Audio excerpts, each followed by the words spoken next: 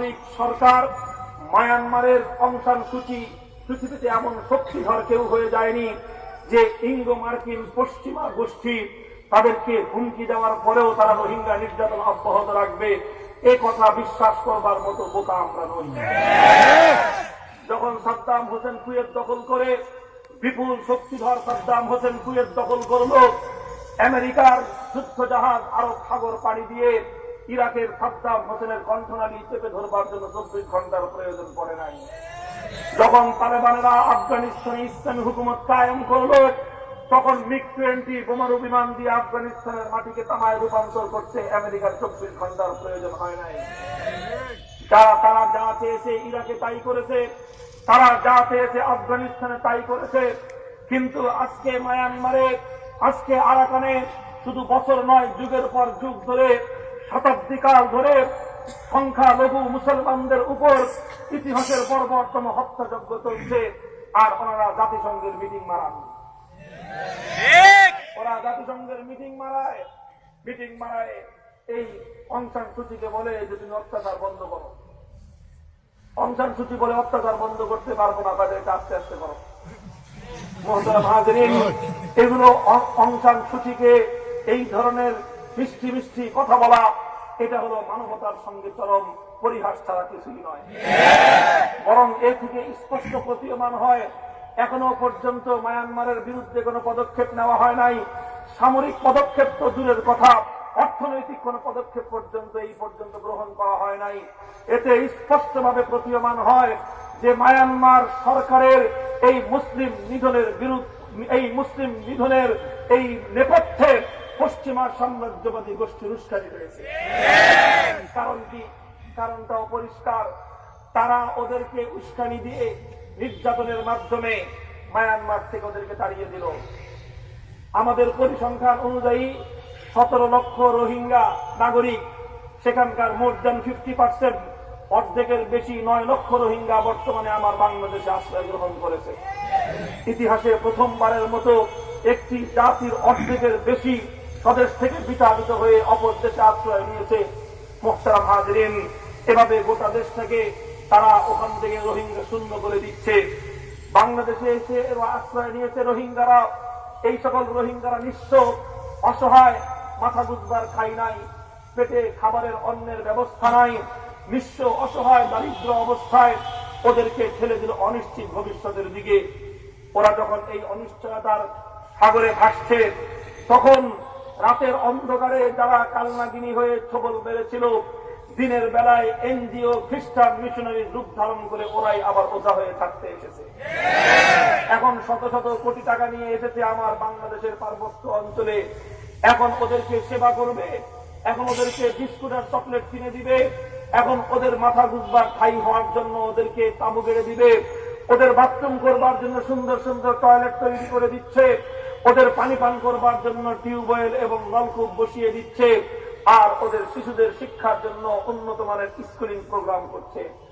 মোহতারাম হাজিরিন, আমি আমার দেশকে, আমি রাষ্ট্রকে ভালোবাসি, আমার বাংলাদেশকে আমি ভালোবাসি, বাংলাদেশের ইঞ্চি ইঞ্চি মাটিকে আমি ভালোবাসি। দেশপ্রেমিক আত্মমর্যাদা সম্পন্ন এক তরুণের কণ্ঠ থেকে আমার দেশের সরকারকে আমি সজাগ করতে চাই, আমার দেশের প্রশাসনকে আমি সতর্ক করতে চাই, আমার দেশের আইন শৃঙ্খলা রক্ষাকারী বাহিনীর হাতে পায়ে ধরে আমরা আমাদের অনুরোধটুকু জানাতে চাই, খ্রিস্টান মিশনারি এনজিওদের তৎপরতার ব্যাপারে আপনারা নজরদারি করুন। আমরা বলছি না যে তাদেরকে তাড়িয়ে দিন, আমরা বলছি না যে তাদের সমস্ত তৎপরতা বন্ধ করে দিন, তবে অবশ্যই এ কথা বলবো, আমার সরকার, আমার প্রশাসন, আমার গোয়েন্দা বাহিনী যেন তাদের উপর তীক্ষ্ণ নজরদারি করে। মোহতারাম হাজিরিন, সেখানে তারা নলকূপ বসাচ্ছে, বসাক, আমাদের কোনো আপত্তি নাই। শুধু একটা আপত্তি, এদেশের আলেম সমাজ দরিদ্র মানুষদের পয়সা কালেকশন করে পার্বত্য দুর্গত শিবিরগুলোতে যে নলকূপগুলো গেড়েছে, আমাদের দ্বারা কোন নলকূপে যেন প্রাকের আমরা স্টিকার দেখতে না, যত স্টিকার আমরা গাড়লাম রাতের অন্ধকারে, দিনের বেলায় গিয়ে দেখি তোমাদের স্টিকার লাগানো। এই ধান্দাবাজি কেন? আপনারা যারা গিয়েছেন পার্বত্য অঞ্চলে কাজ করেছেন রোহিঙ্গা দুর্গত শিবিরে, তাদের সকলেরই এই তিক্ত অভিজ্ঞতা আছে, আমার আছে, আমাদের আছে তিক্ত অভিজ্ঞতা।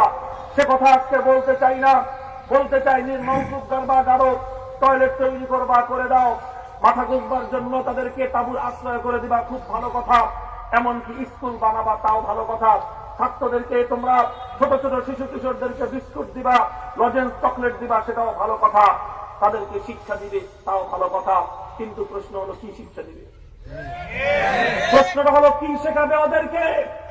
মুহতারাম হাজরিন, আমরা বিগত 50 বছরের তিক্ত অভিজ্ঞতা থেকে বলি, পশ্চিমা খ্রিস্টান মিশনারিদের শত বছর হাজার বছরের তাদের ইতিহাস পর্যালোচনা করে আমরা বলি, এরা সেই জাতি যারা একবার ইস্ট ইন্ডিয়া কোম্পানি হয়ে আমাদের দেশে এসেছিল, ব্যবসার মুখ দিয়ে তারা এদেশে এসে আমার দেশের স্বাধীনতাকে কেড়ে নিয়ে 200 বছরের জন্য আমাদেরকে গোলামের জাতিতে রূপান্তর করে রেখেছে। এরা সেই ইস্ট ইন্ডিয়া কোম্পানি, এরা সেই ইস্ট ইন্ডিয়া কোম্পানি যারা একবার সেবা করতে এসে 200 বছরের জন্য স্বাধীনতা কেড়ে নিয়েছিল।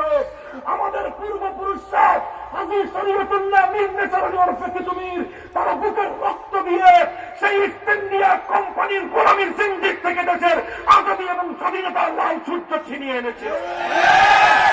এখন ওরা আবার এসেছে আমাদের সেই স্বাধীনতার সূর্যকে হরণ করবার জন্য।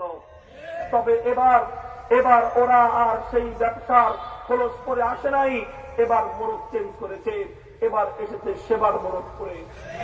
ইস্ট ইন্ডিয়া কোম্পানি এসেছিল ব্যবসার খোলস নিয়ে, আর এনজিও খ্রিস্টান মিশনারিরা এসেছে এবার সেবার মোড়ক নিয়ে। আমরা পরিষ্কার ভাষায় বলতে চাই, এরা রোহিঙ্গা শিশুদেরকে কি শিক্ষা দিতে চায়? আমাদের কাছে তথ্য আছে, পরিসংখ্যান আছে, বিগত 25 বছর ধরে পার্বত্য অঞ্চলে হাজার হাজার বাঙালিদেরকে খ্রিস্টান ধর্মে দীক্ষিত করা হয়েছে। সেবার নামে লোভ দেখিয়ে, প্রলোভন দেখিয়ে, এমনকি বিশেষ ক্ষেত্র বিশেষে লোন দিয়ে, ঋণ দিয়ে, তারপরে লোন এবং ঋণ আদায়ের নামে জবরদস্তি জুলুম করে খ্রিস্ট ধর্মে দীক্ষিত করা হয়েছে। এমন অসংখ্য দৃষ্টান্ত পার্বত্য অঞ্চলে রচিত হয়েছে। ইতিমধ্যে সেখানে খ্রিস্টানদের সংখ্যা বেড়ে গেছে। আমাদের কাছে আশঙ্কা হয় যে আগামী 25 বছর পর গোটা পার্বত্য অঞ্চলে তারা আরো লক্ষ লক্ষ খ্রিস্টান তৈরি করে পার্বত্য অঞ্চলে তাদের সেই দীর্ঘদিনের খ্রিস্ট রাজ্য প্রতিষ্ঠার নীল নকশা বাস্তবায়ন করবে। এজন্য ওরা টার্গেট করেছে রোহিঙ্গার 5 লক্ষ শিশুকে। 9 লক্ষ রোহিঙ্গা মুসলমানদের মধ্যে কম করে হলেও 5 লক্ষ শিশু রয়েছে।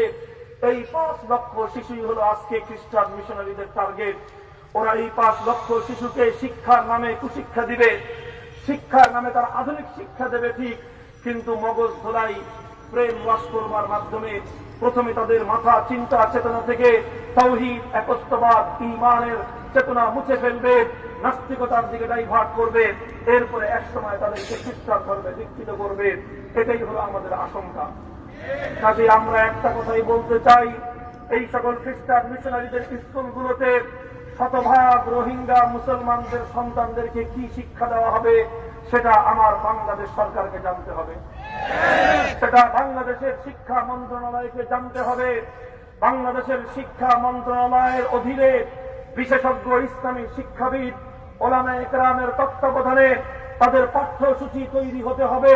যেই পাঠ্যসূচিতে আল্লাহর কোরআনের শিক্ষা থাকবে, যেই পাঠ্যসূচিতে ঈমান এবং ইসলামী আকীদার শিক্ষা থাকবে, যেই পাঠ্যসূচিতে আরাকানের 1000 বছরের সত্য ইতিহাস থাকবে, সেই ইতিহাসে রোহিঙ্গা জাতির শৌর্য বীর্যের সোনালী দিনের ইতিহাস থাকবে, সেই ইতিহাসের মধ্যে আরাকানের মাটিতে 350 বছর ইসলামী সাম্রাজ্যের ইতিহাস থাকবে, আরাকানের মাটিতে 354 বছর আরাকানের মুক্ত আকাশে ইসলামের হেরাল নিশান উত্তীর্ণ হওয়ার গৌরবোজ্জ্বল ইতিহাসের শিক্ষা থাকবে।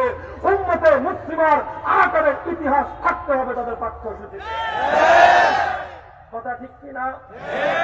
সেই ইতিহাস বাদ দিয়ে, কোরআন সুন্নাহর শিক্ষা বাদ দিয়ে, ইসলামী শিক্ষা বাদ দিয়ে খ্রিস্টান মিশনারিদেরকে যদি ফ্রি স্টাইলে শিক্ষা কার্যক্রম পরিচালনা করতে দেওয়া হয়, মুহতারাম হাজরিন, আমরা জাতির সন্তান হিসেবে দেশকে ভালোবাসি বলে সতর্ক করে যাই।